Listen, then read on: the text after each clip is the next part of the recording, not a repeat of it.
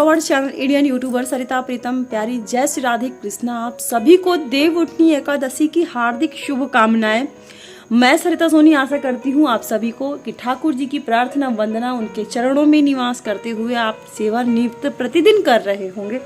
आज देवउठनी एकादशी के उपलक्ष्य में मैं जो भी पूजा विधि मैं आप सबके सामने लेकर आई हूँ वो वीडियो के माध्यम से शेयर करूंगी। और इस वीडियो को प्लीज़ नए हैं तो सब्सक्राइब करना बिल्कुल भी ना भूलें चैनल को, और वीडियो को अधिक से अधिक शेयर करें जिससे हमारी इस विधि को अधिक से अधिक लाभ उठा सके लोग। और पूजा की ऐसी बहुत सी विधियां होती हैं जिसमें महिलाओं को थोड़ी बहुत भ्रांतियां रहती हैं, लेकिन अपने अपने संस्कार अपने अपने रीति रिवाजों के अनुसार हर व्यक्ति अच्छा करने का प्रयास करता है।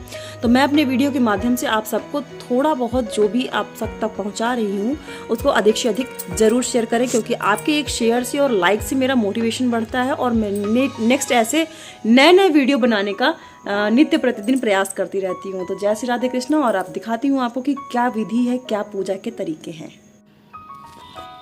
इस साल की देवउठनी एकादशी 4 नवंबर दिन शुक्रवार को पड़ रही है। ऐसे में आइए जानते हैं देवउठी एकादशी की संपूर्ण पूजा विधि किस तरह से की जाती है। और देवउठनी एकादशी को देवोत्थान एकादशी भी कहा जाता है। कार्तिक माह के शुक्ल पक्ष की एकादशी तिथि को देवउठनी एकादशी के नाम से जाना जाता है। यह एकादशी देवोत्थान या प्रबोधनी एकादशी भी कही जाती है। इस साल देवउठनी एकादशी 4 नवंबर दिन शुक्रवार को पड़ रही है। हिंदू धर्म में देवउठनी एकादशी को अत्यधिक महत्वपूर्ण माना जाता है। पौराणिक कथाओं के अनुसार मान्यताओं के अनुसार इस एकादशी के साथ ही चतुर्मास और भगवान विष्णु की निद्रा पूर्ण हो जाती है। इस एकादशी के दिन की गई पूजा 100 गुना फल देती है और व्यक्ति को 1000 यज्ञों के बराबर पुण्य की प्राप्ति होती है। इसके साथ ही हमारे देवउठी एकादशी की संपूर्ण पूजा भी आपके सामने मैं शेयर करूंगी, साझा करूंगी किस तरीके से देवउठनी एकादशी की पूजा की जाती है। देवउठनी एकादशी की पूजा एकादशी के दिन सुबह जल्दी उठकर स्नान करें। स्नान के पश्चात भगवान विष्णु का स्मरण करते हुए व्रत कर सकते हैं तो व्रत का संकल्प लें। संकल्प के बाद घर के आंगन को अच्छी प्रकार से शुद्ध कर लें, धो लें। फिर आंगन में भगवान विष्णु के पैरों की आकृति भी बनाएं। ध्यान रहे पैरों की आकृति घर के अंदर की तरफ ही आती हुई बनाएं। यदि आपके घर में आंगन नहीं है तो आप ये कार्य अपने पूजा के घर के मंदिर या पूजा घर के वास्तु टिप्स के अनुसार ही बनाएं। रात के समय पूरे घर के साथ साथ घर की चौखट और आंगन में दिए जलाएं। भगवान विष्णु के पुनः वैकुंठ लौटने की खुशी में दीप जलाने की परंपरा मानी जाती है।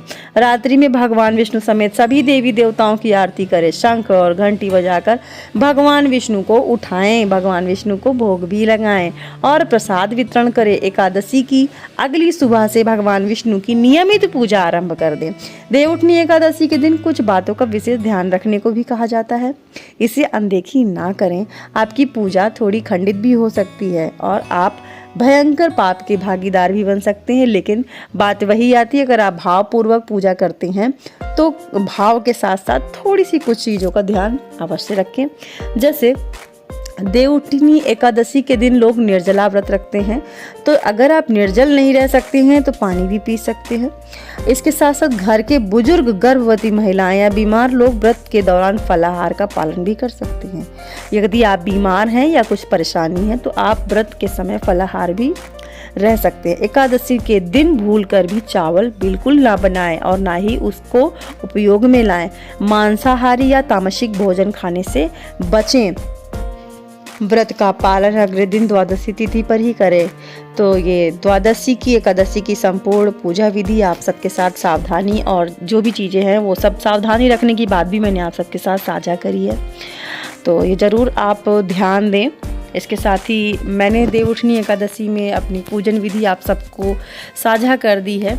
और जो ये आपके साथ देव मैंने बनाए हैं, आप चाहें तो चूना और गेरू से भी बना सकते हैं या फिर रोली चंदन से भी बना सकते हैं। आज के दिन तुलसी दिवस भी मैंने मना लिया है, क्योंकि इस बार तुलसी पूजा के दिन ग्रहण का संजोग बन रहा है, तो ग्रहण लगने के कारण तुलसी पूजा नहीं होगी। तुलसी पूजा के लिए श्रृंगार साथ ही मैंने यहाँ पर माता को अर्पित कर दिया है। एक तिल के दिए का या देशी घी का दीपक जरूर जलाएं। इस बात का अवश्य ध्यान रखें। दक्षिणा आप अपनी सामर्थ्य अनुसार चढ़ाएं। भोग का विशेष ध्यान दें कि भोग चढ़ाएं और धूप दीप पूरे घर में ज़रूर दिखाएं। जैसे कि गोबर के उपलों का धूप दीप दिखाया जाए तो वो बहुत ही बेहतर माना जाता है। यह है दरवाजे का इंटर और यहाँ पर ऐसे सीढ़ियाँ बनाई जाती हैं। इसी तरीके से पूरे कॉर्नर में जहाँ से देव को उठाया जाता है, देव तक पूजन की स्थान तक आपने सीढ़ियाँ बना लेनी हैं। और सर्वप्रथम चौकी में गणेश जी की एक अष्टदल कमल बनाने के साथ गणेश जी को स्थापित करना है। आपके पास जनेऊ है तो जनेऊ पहनाएं और रोली चंदन लगाएं। बाके बिहारी मेरे इष्ट हैं और मैंने इन्हें विष्णु भगवान की जगह पर विराजमान किया है क्योंकि ये उसी का स्वरूप है। इसके साथ बगल के स्थान में एक तुलसी है। तुलसी का पूजन करना चाहिए इस दिन आज के, क्योंकि तुलसी पूजा बहुत ही ज़्यादा आवश्यक है। और देव उठनी पूजा में मैंने बनाया है यहाँ पर एक देव जो कि जिसकी इमेज मैं आपके साथ अभी शेयर करूँगी। और इसमें सीज़न की सारी सब्जियाँ, अनाज के साथ जैसे कि आप गेहूँ रख सकते हैं। और घी के 11 दीपक जलाना बिल्कुल भी नहीं भूलना चाहिए। इस चौखट में गंगा, जमुना और तुलसी और कमल, फूल, स्वास्तिक सब कुछ बनाना आवश्यक होता है। इस तरीके से पूजन में ज़रूरी सामान जैसे कि पूजा में फूल, एकादशी में ये फूल चढ़ाए जाते हैं श्री विष्णु भगवान को। ये सफ़ेद जो फल है वो फूल हैं, ये बहुत प्रिय है। मैंने शायद टेशु का फूल बोलते हैं या कुछ बोलते हैं, इनका शब्द मुझे नहीं पता है, लेकिन शायद ये फूल आवश्यक होता है चढ़ाना, तो इसलिए ज़रूरी आप ये वाले फूल चढ़ाएं अगर मार्केट में मिल सकते हैं तो। और नहीं अवेलेबल है तो आप अपने भाव से जो भी आपके पास फूल है उन्हीं से पूजा अर्चना करें। फल फूल में आपके पास जैसे कि मूली है, गाजर है, और नए ऋतु फल में सिंघाड़ा ज़रूरी होना चाहिए। और इसके साथ बैंगन है, सब्जियों में चना का साग है, शकरकंद है। बहुत से लोगों के पास बेर भी आ जाते हैं तो बेर भी चढ़ जाती है। तो ऐसी बहुत सी चीज़ें हैं जो चढ़ती हैं। और आइए अब जो छोटी सी एक कथा का भी यहाँ पर श्रवण करते हैं। आप सभी को कार्तिक मास की देव उठनी कथा के बारे में छोटी सी जानकारी और एक व्रत कथा भी सुनाना चाहूँगी। तो व्रत कथा में जैसे कि आप सबसे पहले जब कथा करते हैं तो आपके हाथ में कुछ चावल और पुष्प, चावल तो नहीं यूज़ किए जाते हैं तो पुष्प लेना ज़रूरी है। कार्तिक मास के शुक्ल पक्ष की एकादशी तिथि को देवउठनी एकादशी के रूप में मनाया जाता है। इस दिन देवोत्थान को, इस व्रत को यानी इस पूजा को देवोत्थान एकादशी भी कहते हैं। धार्मिक मान्यता के अनुसार इस दिन भगवान विष्णु 4 महीने के बाद योग्य निद्रा से जागते हैं, जिसके बाद में सभी प्रकार के मांगलिक कार्यों को शुरुआत हो जाती है। देवउठनी एकादशी का पाठ भी किया जाता है। आइए अब हम आपको अपने कथा के माध्यम से इस पाठ की जानकारी भी देते हैं। और कथा सुनते समय पूरा मन क्रम ध्यान से अपने भावों के साथ आंख बंद करके इस कथा का रसमान जरूर करें। एक राजा के राज्य में सभी लोग श्रद्धापूर्वक एकादशी का व्रत रखते थे। प्रजा और राजा के नौकरों से लेकर पशुओं तक को एकादशी के दिन अन्न नहीं दिया जाता था। कहते हैं इस दिन किसी दूसरे राज्य तक व्यक्ति राजा से बोला कि महाराज कृपा करके मुझे नौकरी पर रख ले। तब राजा ने उसके सामने एक शर्त रखी कि राजा ने कहा रोज तुम्हें खाने को सब कुछ मिलेगा, लेकिन एकादशी के दिन अन्न ग्रहण करने के लिए नहीं मिलेगा। राजा के मुताबिक वह व्यक्ति राजी भी हो गया। लेकिन जब एकादशी के दिन जब उसे फालाहार से सामना हुआ तो राजा के सामने जाकर कहने लगा, महाराज इससे मेरा पेट नहीं भरेगा, मैं भूखा ही मर जाऊंगा, मुझे अन्न दिया जाए। राजा ने उसे शर्त की बात याद दिलाई, लेकिन उस व्यक्ति का अन्न त्याग करने के लिए तैयार नहीं हुआ। जिसके बाद राजा ने उसके अन्न की व्यवस्था कर दी। वह रोज की तरह नदी पर पहुंचा और स्नान करने के बाद भोजन पकाने लगा। जब भोजन बन गया तो भगवान को बुलाने लगा, आओ भगवान भोजन तैयार है। कहा जाता है उसे बुलाने पर पीताम्बर धारण किए भगवान चतुर्भुज रूप में आ पहुंचे और प्रेम से उसके साथ भोजन ग्रहण करने लगे। भोजन करने के बाद भगवान अंतर ध्यान हो गए, जिसके बाद वह व्यक्ति भी अपने काम पर चला गया। फिर 15 दिन बाद अगली एकादशी को वह राजा से कहने लगा कि महाराज मुझे दुगना सामान दीजिए। उस दिन भूखा ही रह गया। राजा के पूछने पर उसने बताया कि उसके साथ भगवान भी भोजन ग्रहण करते हैं। यह सुनकर राजा थोड़ा सा अटपटा लगा। राजा को उन्होंने बताया कि उन्हें विश्वास नहीं हो रहा है कि भगवान उसके साथ भोजन भी करते होंगे। राजा की बात सुनकर वह बोला, महाराज यदि विश्वास ना हो तो चलकर देख लें। राजा एक पेड़ के पीछे छिपकर बैठ गया। उस व्यक्ति ने भोजन बनाया, भगवान को शाम तक पुकारता रहा, लेकिन भगवान नहीं आए। अंत में उसने कहा कि हे भगवान, यदि आप नहीं आए तो मैं नदी में कूदकर प्राण त्याग दूंगा। इसके बाद भगवान नहीं आए तब वह प्राण त्यागने के उद्देश्य से नदी की तरफ प्राण त्यागने के लिए बढ़ा। उसका दृढ़ इरादा जान शीघ्र ही भगवान ने प्रकट होकर उसे रोक दिया और साथ बैठकर भोजन करने लगे। भोजन के बाद भगवान अपने गंतव्य को चले गए। यह देख राजा ने सोचा कि व्रत उपवास से तब कोई फायदा नहीं है जब तक मन शुद्ध ना हो। इससे राजा को ज्ञान मिला कि वह भी मन से व्रत उपवास करने लगा और अंत में उसे स्वर्ग की प्राप्ति हुई। तो ये हुई देवउठनी एकादशी की एक कथा, और अगर नेक्स्ट कुछ है तो मैं आपके साथ और भी शेयर करती हूँ। तो इस कथा के साथ आपके साथ मैं यही कहूँगी कि ये मेरे पास एक ही कथा है जिसे श्रवण करने के बाद एक बात का आभास किया जा सकता है कि भगवान भाव के भूखे होते हैं। तो आपके भाव अच्छे होने चाहिए, आपका मन अच्छा होना चाहिए। भगवान भाव से ही आपके अन्न और प्रसाद को ग्रहण करते हैं और आपकी पूजा को स्वीकार करते हैं। तो इन पुष्पों को मैं भगवान देवउठी एकादशी के जो हमने जमीन में बनाए हुए हैं देव को, उन्हें अर्पित करती हूँ। और बोलिए विष्णु भगवान की जय, श्री बांके बिहारी लाल की जय, राधा कृष्ण की जय, तुलसी माता की जय। तो इस कथा का आप सबको कैसा लगा सुनकर हमें कमेंट बॉक्स में ज़रूर बताइएगा।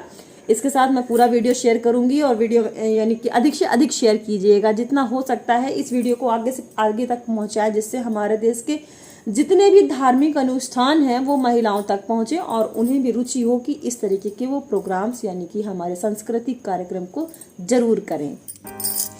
उठो देव उठो देव उठो देव, श्री राधे बोले राधा कृष्ण की जय, बोले विष्णु भगवान की जय। उठो देव उठो देव उठो देव।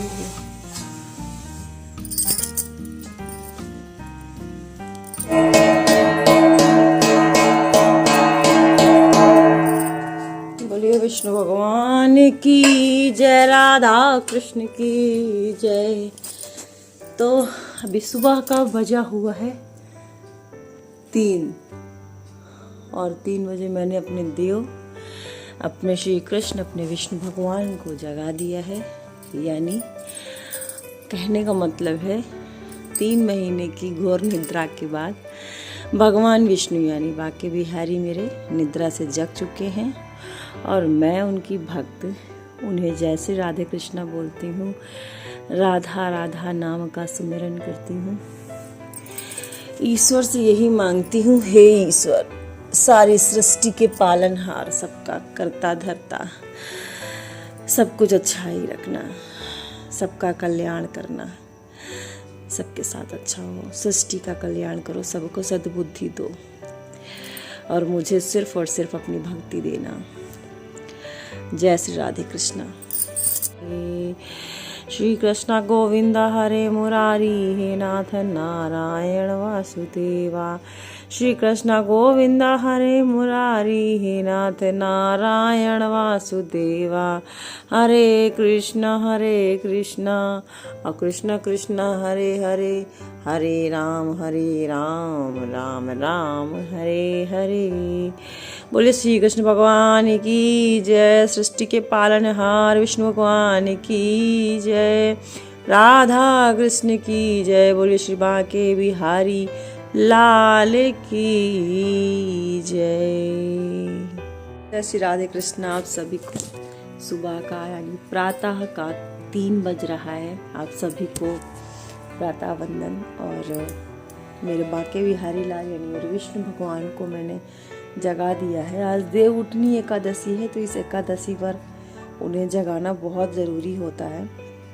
कहते हैं श्री कृष्ण भगवान यानी विष्णु भगवान 3 महीने की निद्रा के बाद उठते हैं, जागते हैं। तो ये प्रथा चली आती है कि इस प्रथा अनुसार हम देवउठनी एकादशी में विधि विधान के साथ पूजन अर्चना करने के बाद 3 बजे यानी कि प्रातः काल देव को जिस सूप से या जिस थाली से ढकते हैं, उसी थाली या सूप को उठाकर पूरे घर में एक तरीके से उसे ध्वनि उत्पन्न करते हैं, यानी कि खटखटाते हैं, जगाते हैं, शोर करते हैं। जिससे मैं एक कह सकती हूँ कि वो योग निद्रा यानी अपनी निद्रा से 3 महीने बाद जगे हैं, तो अपने घर पर भी ये प्रक्रिया करनी चाहिए, जिससे देव को मनाया जा सके, जगाया जा सके और उनसे प्रार्थना करनी चाहिए। तो वो प्रार्थना अभी हमने कर ली है और उसका वीडियो आप तक पहुंच जाएगा। चलती हूँ, अब सोते।